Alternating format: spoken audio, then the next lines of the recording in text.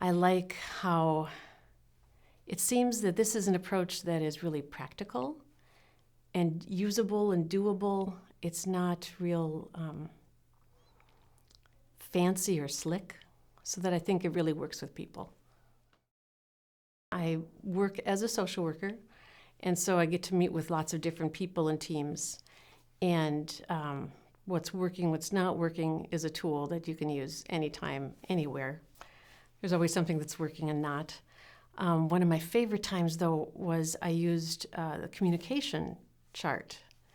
And so we met as a team, and the person that we were working with was someone who does use some words to communicate, but she's really hard to understand. And sometimes what she says doesn't seem to have much meaning for the current moment. But there had been many episodes where she'd just gotten really frustrated, and then it sort of deteriorated into aggression and property destruction, and everybody felt bad.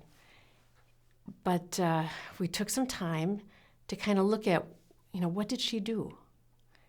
And then what did we think it meant?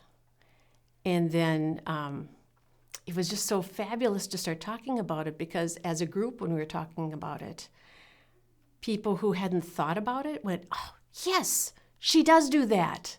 And she does that other thing too. And I do think it means this. And it kind of opened up people's perspectives. It made people much more kind of interested in what was going on for the person that we were talking about. And then when we brought that information back to the person and her family, they went, yeah, they kind of confirmed for us that, yep, she does that. It does mean this. And this is what we think she means by it. And this is what we should do. And so it was just really gratifying all the way around. I think what's new about person-centered thinking now is that it's the whole balance thing. It's about what's important both to a person and for a person. It's not just this free choice. I can do anything I want. I can't do anything to prevent somebody from doing anything they want, no matter the cost. It's a much more realistic and respective and caring, I think, approach to looking at people and what their needs are. I think there is some resistance. I think there's resistance sometimes because we're so overworked and have just so much on our plate that it's like, I just can't do one more thing.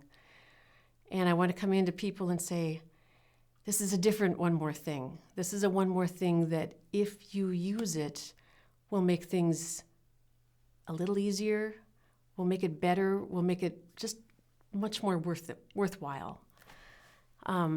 The other thing I think sometimes that bugs me is when we're talking about person-centered thinking and approaches, and people go, oh, that's nice. It's so good that you're doing those good things. It's it's much more than that. It's not just a good thing. It's really a way of thinking and approaching life and other people. It's what really counts, and it really is nothing that should have that condescending air. So I guess that's the thing that I really want to push back against, that this is a real thing.